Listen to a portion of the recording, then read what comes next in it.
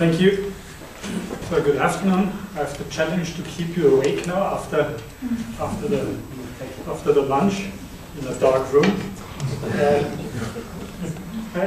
It's not just David having a couple hats on at various times, it's me as well.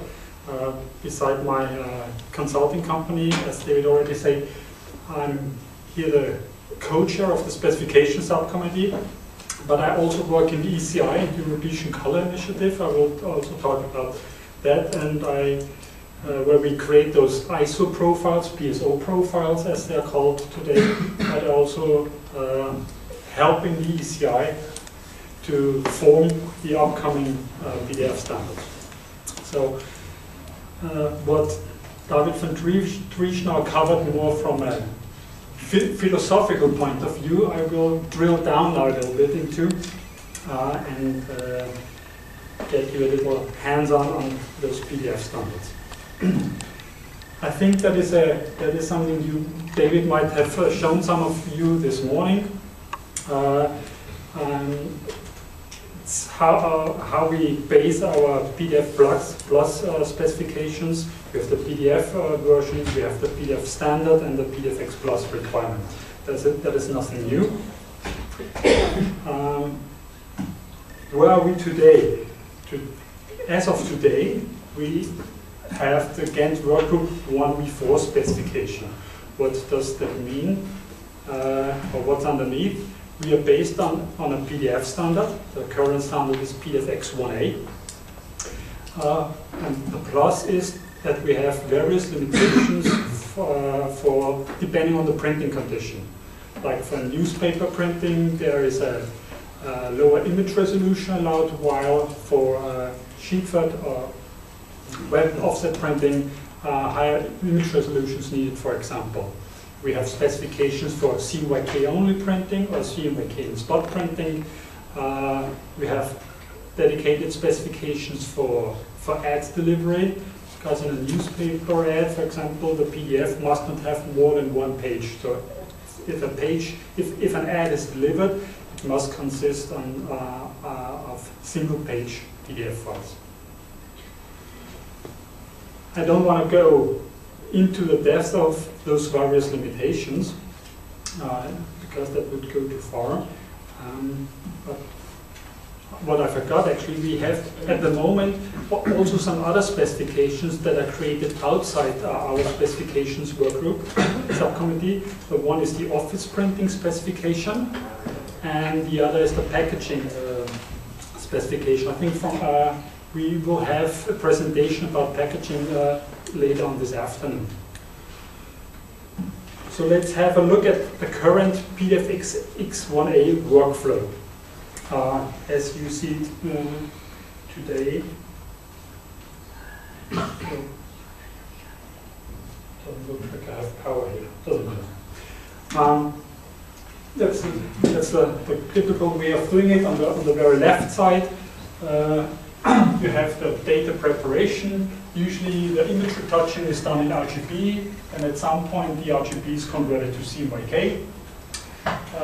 Graphic vector elements are usually designed in CMYK for various reasons.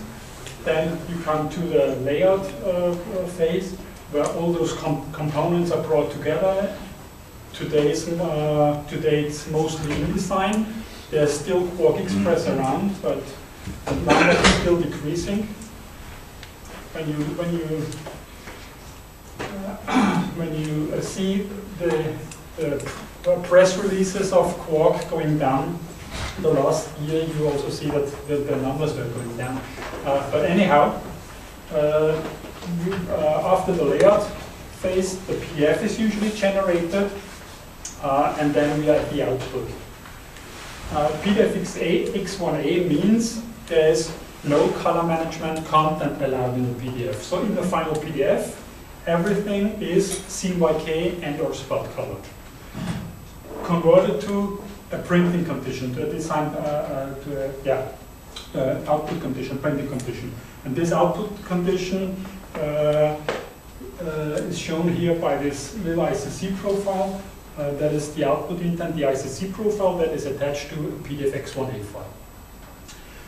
In terms of color conversion, either people do a so-called early binding. Binding means the process of converting RGB component to a certain printing condition. Either it's done here in Photoshop already up front. There are still people around that think in CMYK, so they usually convert it up front. But it's also possible to do all the retouching in RGB, place the RGB image in InDesign, and when you create the PDF, then you let InDesign do the RGB to CMYK conversion. That is then called intermediate binding, so the binding in between the process. That is actually something that a lot of associations recommend to the creator, because when someone is already retouching in RGB, you have the RGB file, and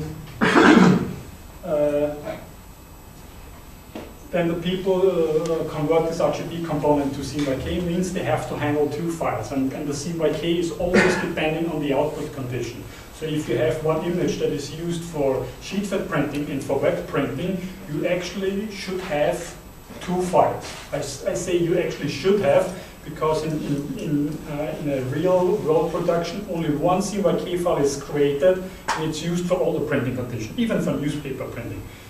It's not made for newspaper printing, and the people at the newspaper industry have to somehow use a color wizard to convert the colors, but that's how it works today, unfortunately. But if someone is really working for various output conditions, and he's using the early binding method, he would create separate CMYK images for the various output conditions, or he's using the one RGB image, and in InDesign there's a purpose that I show here, this ICC profile.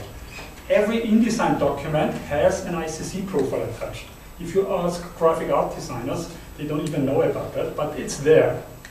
And this ICC profile is usually used when you place an RGB content and you create a PDFX1A file, which only allows CMYK, to convert the RGB component to the proper, to this ICC profile, CMYK profile.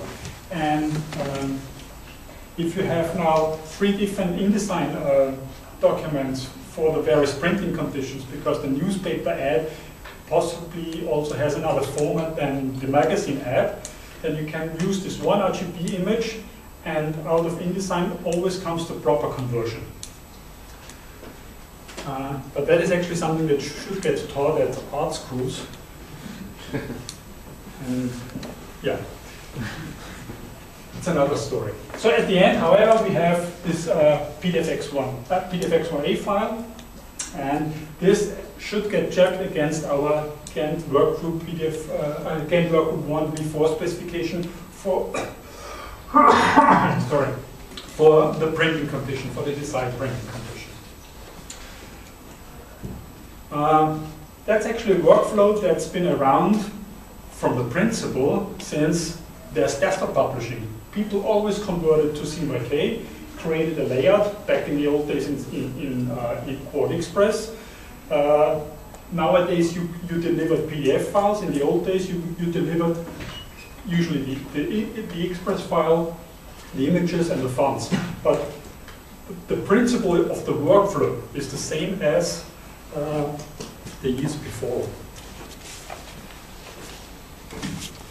So now what you get from Gantt workgroup, what's available on our website to download, the various PDF creation settings for the most common applications, free of charge. That's important to say. I think David for sure mentioned that at the beginning.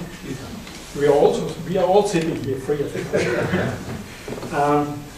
So all the PDF creation settings can be downloaded.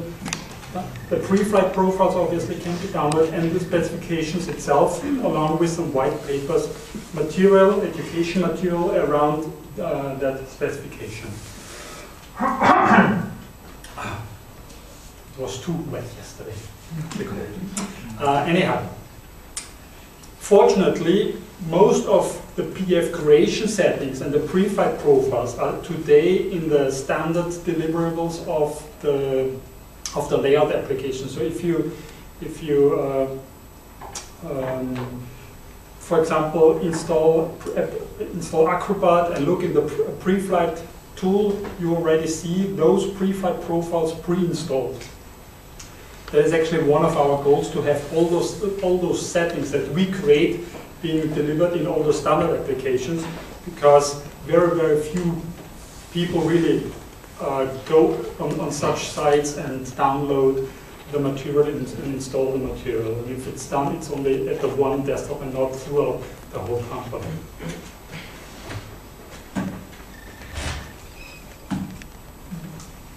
We were doing a survey, it's about 2 years ago at the Ghent work groups, where we asked about the usage of the one before specification, about what we should do in the future. And I think the specification itself being based on PDFX1A is a very mature specification, and also the PDFX1A standard is a very well recognized standard. We have seen the chart before. The standard is around since 2001 already, which is ages, stone ages in terms of the computer age. And also very important, all the major tools today on the market are, I would say, PDFX1A series, be it the creation, the output side, doesn't matter. So when you look at that, you could ask yourself, why do we need something new if it's working? So I'm asking now something the audience, what are the problems with PDF files today you face in a daily production? Or can you say there's no problem with today's PDF files? So reading the faces, yes, there are problems. Anyhow, the feedback of our survey was that this PDFX1A works good, but people want to use the new features of layout in the layout applications, and also want to use these features in the PDF file.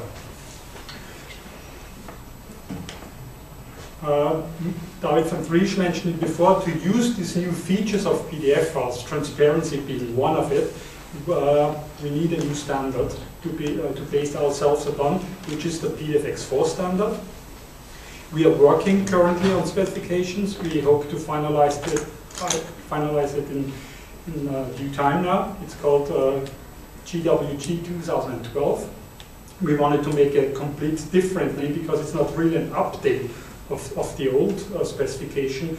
It's something completely new that should coexist with the current specification. We will again have limitations for the very printing conditions, but now let's have a closer look at that. The major force towards PDFX4 is transparency. Because PDFX4, which is actually based on the PDF format 1.6, allows transparency, and since the PDF 1.4 file format came out, which was 2001, 2002, we see those transparencies once in a while. How are they used? Usually in a very, I call it from a technical point of view, in a boring way. It's just a drop shadow. That's nothing really challenging. But there are also nice features like having clipping masks, where those transparency effects are used. It's still kind of boring in from technical term, but we also see that some agencies really start to use the tools more in depth. I have here an example of a German power company, which was created as PDFX4 file. I now show you the original file to also. Where's my mouse? I have to do that. Show you the difference of the PDFX1A file and the PDFX4 file. So the PDFX4 file is the one that I opened here.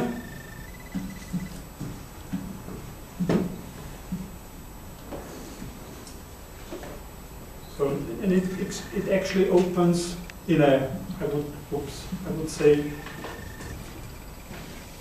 in a reasonable time. This icon was placed a couple of times, but the PDF file opens in a reasonable time. And in terms of file size, this PDFX4 file has 8.5 megabytes. We created the same file as a PDFX1A file, and this ended up in 81.4 megabytes. So it's much heavier in terms of file size. And now I open that document. It also builds up much slower, because all those complex elements were converted into thousands, literally thousands of small vector elements, and those eat up the time when rendering on screen. This file also takes much longer on the CTP system, and it is much more complex. You see it goes up very slowly. I'm turning on the frame mode for a second, so you see that is now the PDFX1A file. And now I show you the frame mode of the original PDFX4 file. It's much easier to build up. So also for the workflow, it's much easier to process PDFX4 files instead of PDFX1A files, because just think of trapping. Trapping where elements are compared to each other, and having a PDF file with 4,000 elements traps for sure much faster than a PDF element with, like, I think it was 38,000 PDF elements inside that file. So back to that. And that is something we see coming in the future, more extensive use of transparency. Flattening, delivering PDFX1A files with flattened files that just use drop shadow is usually not so much of an issue, but those files really run you into issues if you get them flat. Other reasons to keep transparency in the PDF files is usually to keep the searchability. What you also see during the flattening process, that text gets converted to outlines because of for various reasons. And if a text is converted to outlines, you cannot search for it anymore. And you might also see a difference on the final printout, because a text that is converted to outline looks a little bit different than a live text element because of the hinting. And the lower the resolution of the output devices, the more you see the difference. So on a large format printer, on a proofing system, you're more likely to see a difference in font rendering compared to the final output. It's also usually higher quality. I have to say something about transparency rendering. Usually people think when you produce something with transparency, the transparency has to be flattened at some point. Even it's not at the beginning, it has to be flattened at the end. When we talk about rendering, native PDF rendering, the transparency is not flattened at any point. So there's at no process this conversion, this flattening and this clipping of images at any point. A PDF renderer works like I compared always with Acrobat.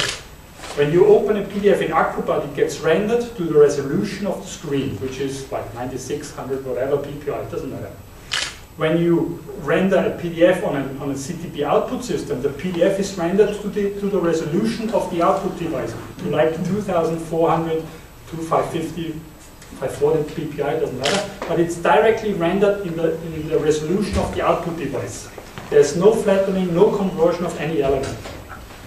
And that results in a better rendering than what's happening today? You have the PDF file. It gets flattened. It gets usually converted to PostScript, and then the PostScript is rendered. So there is no object clipping. I showed you before what was one object is after transparency flattening. It's clipped to multiple objects. And having multiple objects is sometimes challenging for a trapping engine, because what you see as one image, for example, on the printout is from a technical view, from a PDF point of view, 5 images. And it would be a bad thing if those 5 images are trapped to each other, because then you would see white lines. That is also something you see in Acrobat. Sometimes when you open a PDF and you see those white lines, even if you zoom in, they don't grow in size. It's just the anti-aliasing between those images. That is also something you do not see. As I told you before, there's no unnecessary font to outline conversion. Also very important, if you want to create color managed PDFs, meaning PDFs with RGB elements and ICC profiles, it only works with PDFX4. Because today we have to say either you work with live transparency and color management, color managed PDF, or you don't. You cannot say the one yes and the other no, or vice versa. So some of you might have thought about PDFX3. PDFX3, today we have to say PDFX3 never took up, and today we can say it's dead. It's either PDFX1A or it's PDFX4. PDFX3 does not work today. Also important, you can keep spot colors to the very end before you say you want to convert it or not. You have no viewing, it's fast. It's usually a faster export, and I showed you before, it's a smaller file. And also very important, when you have a flattened file, it's important that the renderer is using the overprint simulation. So if you send a flattened PDF to some office, you have to make sure that they have an engine that has overprint simulation switched on. I show you an example. I'm sure you have seen that. This is a PDF X1 file. It's flattened, and you see those white areas around the pens. In the final output, it looks correct because it's working with overprinting. This is because this file was created with live transparencies and then flattened at the output process. So to view that file correctly, you have to have a technology that has output simulation, overprint simulation switched on. For thousands of reasons, that is not possible in offices. But if you send instead of that flattened file, a file with live transparency, it's usually rendered correctly. So that's also a reason why PDFX4 is a good idea in that case.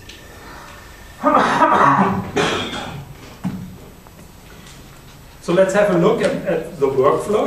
It's actually very similar to what I showed you at the beginning.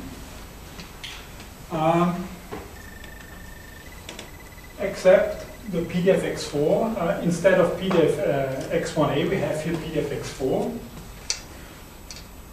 And I put Quark Express in parentheses because in theory you can create PDFs out of Quark Express with live transparency, but only for the objects that you created in Quark itself. If you place a PDF file in Quark with live transparency, that is lost. This is completely flattened. So only the transparency created in Express is converted to a live transparency in PDF.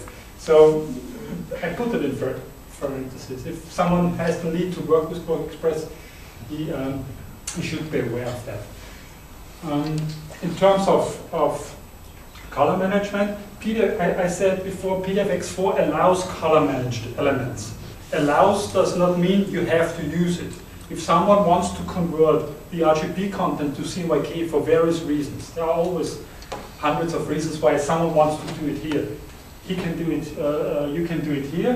You still can do it during the export, but you export to PDF-X4 and you get the live transparency in the PDF.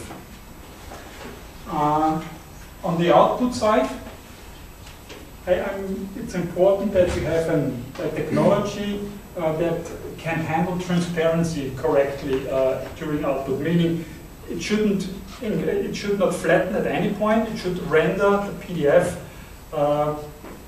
in its native format.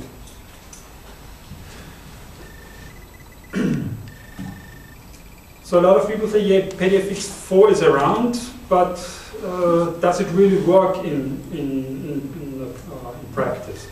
Thing is, the standard is around since 2008. There was a little update in 2010, but it's more a little technical update. There's no ambiguity anymore. And important to know the workflows. I would say the workflows today are mature. Since Drupal 2008, Adobe is delivering the so-called Print Engine 2. That is the engine from Adobe to render PDF natively. So there's no conversion to PostScript anymore. It's native PDF rendering. So all the workflows being delivered from that date on should have the Print Engine 2 in it. Also the updates that you have gotten, because I think all of you have service contracts with the providers, or should. You should have the Print Engine 2. If you happen to have a Harlequin RIP, there's also support for that. And for me, very important it was nice that you had the print engine for the plate setter, but there were no print engines 1 year ago for all the digital printers. Starting with IPEX 2010 last year, EFI announced to include the print engine in their RIPs. And also all the other major software, proofing software vendors included either the print engine or the Harlequin RIP in their own technology. I even read half a year ago that companies like Onyx, it's a company creating RIPs for large format printing, they ran into so many issues with their JAWS engine or GoScript engine that they decided they want to get rid of that. They include the print engine from Adobe from not now on. I haven't seen that in delivering version yet. But I have, at least I've heard it. Because version 10 is still using JAWS. Yeah, but isn't there 11? Okay, never mind. Yeah.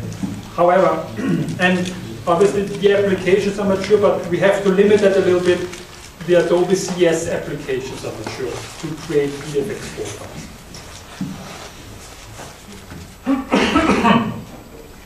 So transparency is actually the one major aspect that drove the industry towards using PDF-X4 to keep the transparency in the PDF file. There are also some other elements like optional contents or layers. So when you work in publishing and you have to create magazines for multiple languages, you might want to work with layers in a PDF file. Layers are supported in PDF, but if you just create layers and you switch on all the layers, it might look like that. You heard before PDF-X, the X stands for blind exchange. I wouldn't say that this is blind exchange because this person doing the output has to know which layer has to be switched on and off. But in PDF-X, there's technology, an additional technology in PDF. That's the technical terminus for it. I will skip that slide. I'll show you how it looks like. You have this one technology where you have here kind of ratio buttons. And by switching on one language, this feature disables all the layers that are not applicable to the selected language. And that is blind exchange again, because if you say you want to have the German version, you only see the components for the German version. That's the one technology, and the other looks like that. Unfortunately, as of today, you have to have additional third-party software to create that kind of PDF-X4 saving layers. It's not part of the standard applications yet, but you can do it. Other aspects is JPEG 2000. Some of you might have heard of JPEG 2000 yet. It's a modern compression method. It usually results in smaller files having the same or even higher quality compared to today's JPEG compression. I have created an example here out of an image from the Roman 16 image. I created a TIFF zip compressed image which had 2.6 megabyte, and even the JPEG 2000 lossless, so there is a lossless version of JPEG 2000 available, was smaller than the TIFF zip compression. And the JPEG low quality compression had even a higher quality. Oh, sorry. Here we are. The JPEG maximum quality had even a better quality and a smaller file size than the current JPEG low quality setting. So I think it's a good thing that we can use JPEG 2000 today. Unfortunately, JPEG 2000 in conjunction with PDFX4 is only available with CS 5.5 and newer. So if you have CS5 or CS4, you cannot use JPEG 2000 with PDFX4, but time will change that. There are some other aspects, open type fonts, as you see with V4 profiles, they are of minor importance, so I'm going to skip that because I have a lot of other things I want to show you. Because there's the ongoing discussion about PDFX4 and color. Why is that? When we just look at the PDFX4 standard itself, and we look which color spaces are allowed, it allows all device color spaces except device RGB, so that is something that we have today as well. So if you work without an ICC profile in a PDF terminus, it's called device color. So if you have something in CMYK without a profile, it's called device CMYK. And if you work with a spot color, it's called device N for up to 32 colors. But PDFX4 also allows all calibrated color spaces. So every color space with an ICC profile is allowed from a standards point of view.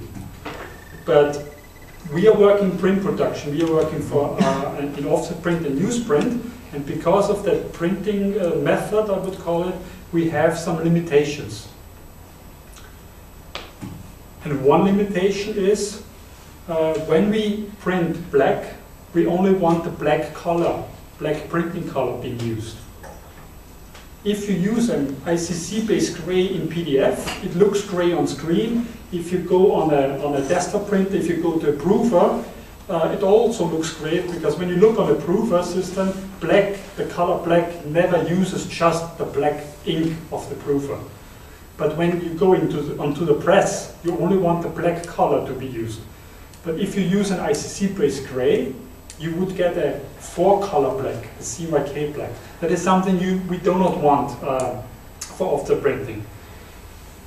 So I call it a problematic color definition. The same is for calibrated CMYK. If you have, for example, a 100 cyan with an ICC profile, and you go to a different printing division, the 100 cyan would be converted from 100 cyan to an LAB value back to the output, to the destination profile. You get something that looks like the original cyan when you measure it. But on the print, you might get cyan, 99% cyan plus 3% of black and 1% of yellow. Yeah, if you measure it, it's correct, but for the human eye, it doesn't look correct, because the black ink printed together with the cyan, let's look the color a little bit, I say, muddy or contaminated. So calibrated CMYK colors, especially for vector elements, do not work as well. Then we have the ICC-based RGB. ICC-based RGB is great for images when you convert from RGB to CMYK, but it just doesn't work good for line art and text, because usually I always compare it with Coca-Cola. The Coca-Cola red has to be magenta and yellow is a certain percentage. And they have color recipes for all the printing conditions. They might have an LEB value or even an RGB value for the red when you create a web page for them. But they don't want this RGB red being converted to the output profile, because a red gets produced, no question, but the CMYK values, what Coca-Cola wants, will never come out of an ICC conversion. So that's one of the reasons why line out and text will, for print, our printing condition will rarely be defined in RGB or LED. And because of those problematic color definitions, the Ghent Workgroup 2012 specification will provide two variants. What I forgot to mention before, we had the survey where number one was the printers want to have live transparency in their PDFs. And the second big wish was we want to have color managed files, but it was 50%. So half of the people want to create PDF with color managed content. Half of the people say transparency is great, but don't bother me with RGB content. I want to have CMYK content as I had until today. There are some good reasons, pro and contra that. Nevertheless, we at the Ghent Workgroup, we come with two variants, and the one variant is the Ghent Workgroup variant for CMYK data preparation, meaning only the color spaces that are allowed today in PDFX1A are allowed in the future. All the ICC-based colors are not allowed, but transparency. And then we are going to have an RGB variant that is for the people that want to create PDF with color managed content. But the problematic color definitions that I was talking about are forbidden, like ICC-based gray is an error for images and for text and vector. When it comes to RGB images are fine, is okay. ICC-based RGB we have as a warning. The question is, why do we have it as a warning and not as an error? The reason is, if you create, if you work in Photoshop, for example, in RGB, and you work with vector elements in Photoshop, then the vector elements have the same color space as the image. So when you create an RGB Photoshop layer, let's call it that way, with vector elements in it, then these vector elements are also RGB. And we cannot say, yes, RGB images are allowed, but you have to create the text content in another color space. So that is the reason why we have it as a one.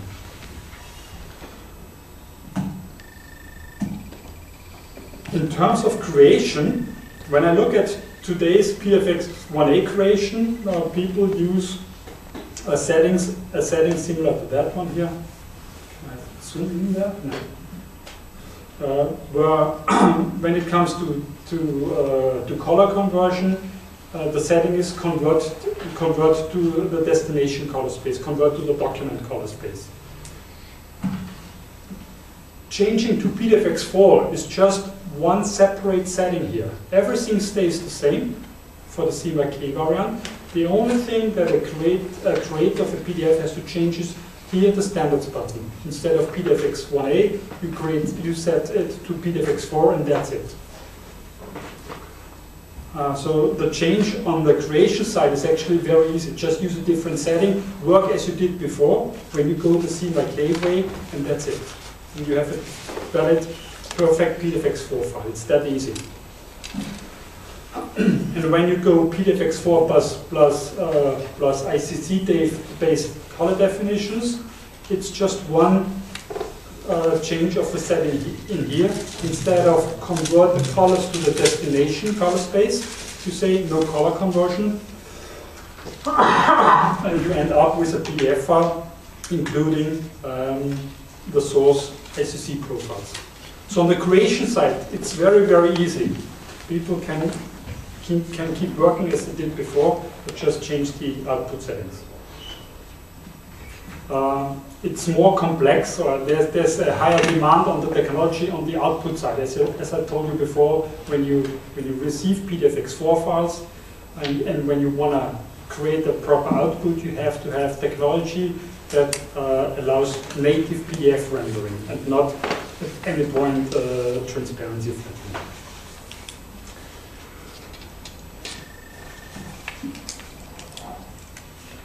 So let me say a little bit about the output process now. There's one important thing you have to know about PDFX4 and transparencies and color management. When you get I take that example here, when you have a 50% black output on the plate, this 50% black can be defined as 50% black as today, but it also can be defined as 100% black set to 50% transparency. So the object itself is actually black, but has a transparency attached to it. Or it can be a black object, on top of it, for example, a white object, and the white object with 50% transparency. Again, on the final output, you get 50% black. This is important to realize, because when it comes to color conversion, you might get different results when you convert PDFX4 files compared with PDFX1A files. For example, let's take this example again. You have a device link conversion, and the 50% black today would get converted to 45% as an example. So you put in 50%, you get out 45.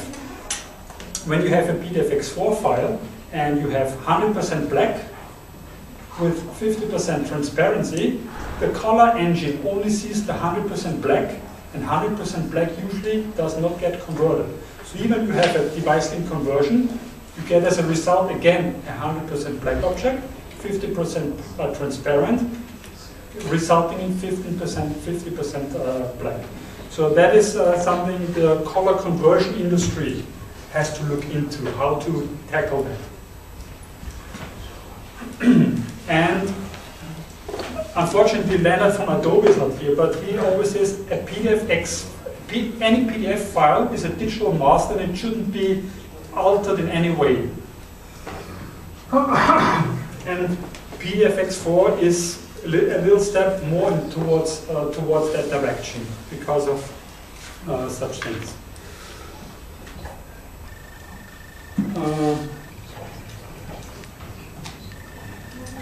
We have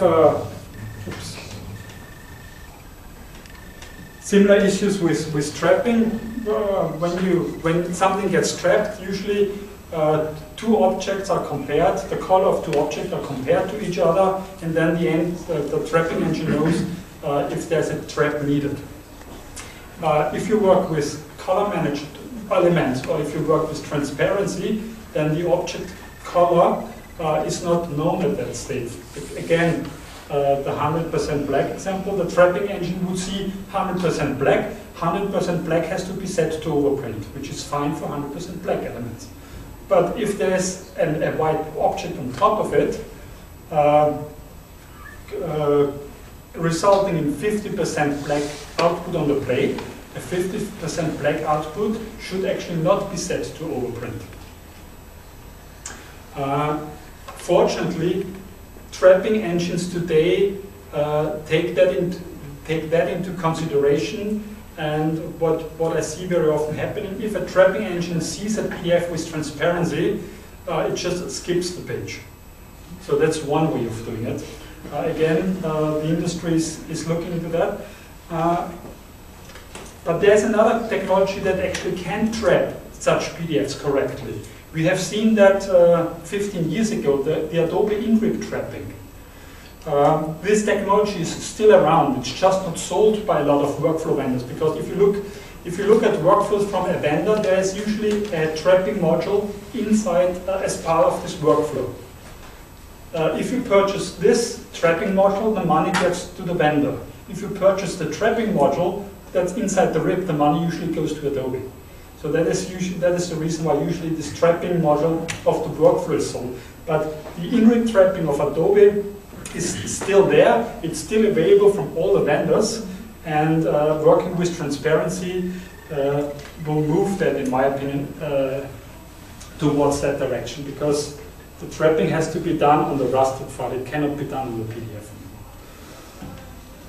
I already talked about device link conversion.